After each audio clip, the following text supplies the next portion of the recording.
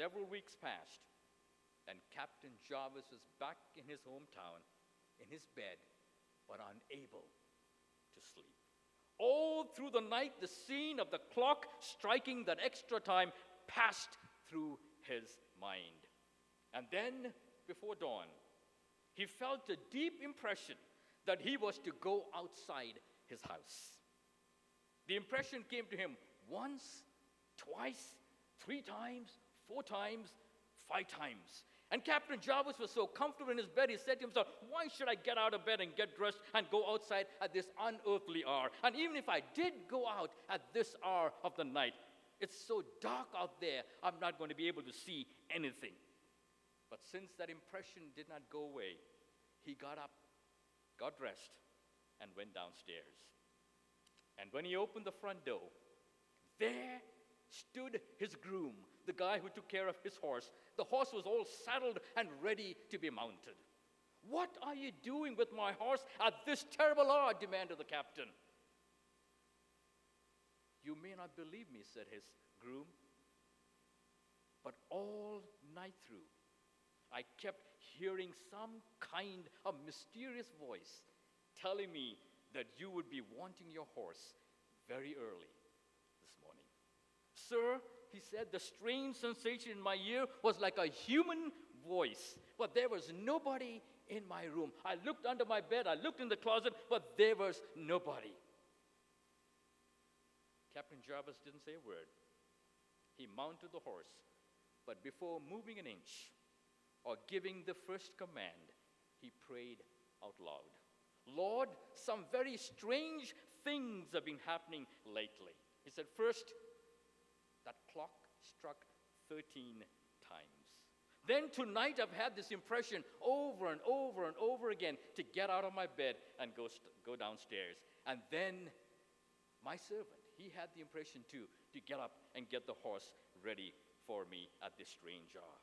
I cannot dismiss this as a passing fancy or a freak of mind.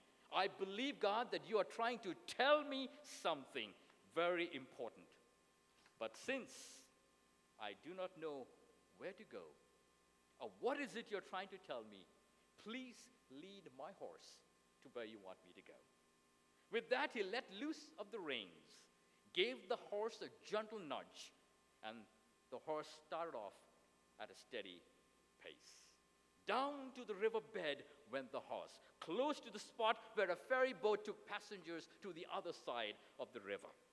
And Captain Jarvis said to himself, if he's going down to the riverside, then I know all this is a mistake.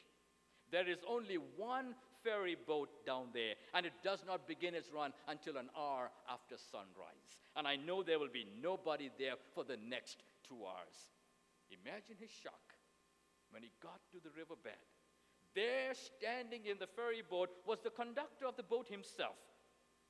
How are you here so early, my man? Demanded Captain Jarvis of the conductor. You said to me that you love to sleep in your bed late, and you don't want to get up till it's almost time for you to come here. How come you're here this early?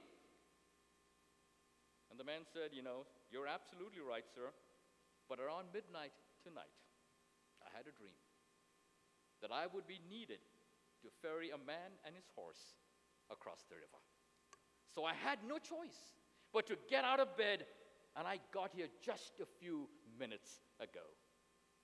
The captain led his horse onto the ferry, and as the ferry slowly made its way across the river, he prayed even harder for God to give him the strength and the wisdom to handle whatever his job or wherever it would lead him. Mounting his horse on the other side of the river, Captain Jarvis once again let the horse go its own way. Soon the horse was running at quite a pace, even faster than before, and he began galloping real fast as if he had an appointment to meet, as if he had a plane to catch or something. So it was going real fast. And after what seemed like an eternity, they approached a large country town where nothing seemed to be happening. The captain stopped a passerby and asked him if anything of interest was going on in this town. No, sir, he replied. Nothing interesting in this town except for the trial of a man for murder. With nothing else to do, Captain Jarvis rode to the courthouse, hitched his horse, and walked into the courthouse just as the judge addressed the prisoner. And the prisoner had his face to the judge, and the back to the audience there.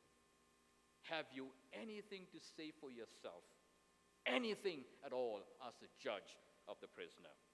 I have nothing to say, sir, he said, except what I have said to you all along. I am innocent of all the charges. I did not kill the man. I don't deny that I hated him, especially after he beat me up so badly in the bar that night several months ago. Many people here testified that night when he beat me up, I swore that one day I would kill him. Yes, I did say that. I was ashamed, and I wanted to do something there. And so I threatened to do him, but I did not kill the man. And the prisoner, turning to the judge, says, and the coroner's report says that the murder took place at midnight. But, Your Honor, I wasn't even there that night. I was away, far away, in the town of Plymouth. How well, said the prisoner, how well I remember that night. I was standing by the great courthouse clock at midnight and heard the clock strike 13. Everybody in the court started laughing, and the judge had to rap his gavel to quieten them down. You got to believe me, said the prisoner to the judge. I am innocent. I'm an innocent man, and there is only one man in all the world who can prove my innocence. For he stood with me that night by the great clock and heard it strike 13 instead of 12. I do not know his name or where he lives, but now I must die for a crime I never committed. Captain Jarvis had just walked into the courthouse, and he shouted, I'm here, he shouted from the back of the courthouse. Then walking up directly to the judge's desk, Captain Jarvis said to him, this man is telling the truth. I was indeed with him that night by the Plymouth courthouse clock when it struck 13 instead of 12. And Your Honor, if this man was with me at midnight by the Plymouth courthouse clock, he couldn't have been at the murder site at the same time, many, many miles away in another town. The prisoner was immediately released. As Captain Jarvis and the liberated man talked together outside the courthouse, the stunned man turned to Captain Jarvis and said, what brought you here to the trial? What brought you here? How do you know? He said, I had no idea. My horse brought me here. But the captain said to the prisoner, well, my friend, some time back, I came to know the Lord as my Savior and friend. He redeemed me at Calvary. And now through his mysterious ways, his intervention in the affairs of my servant, of the ferry boat captain, of my horse, and all the other people, he has brought me here, and he's given you redemption from a death sentence. 2 months later, Captain Jarvis received a letter from this man. He was so happy and very appreciative. It simply read, redeemed twice. Redeemed twice. You know, Captain Jarvis asked himself this question so many times, what am I doing here? It made no sense for him to wake up in the middle of the night and he said to himself, you know, God, there are better things for me to do this time of the night. I don't belong here.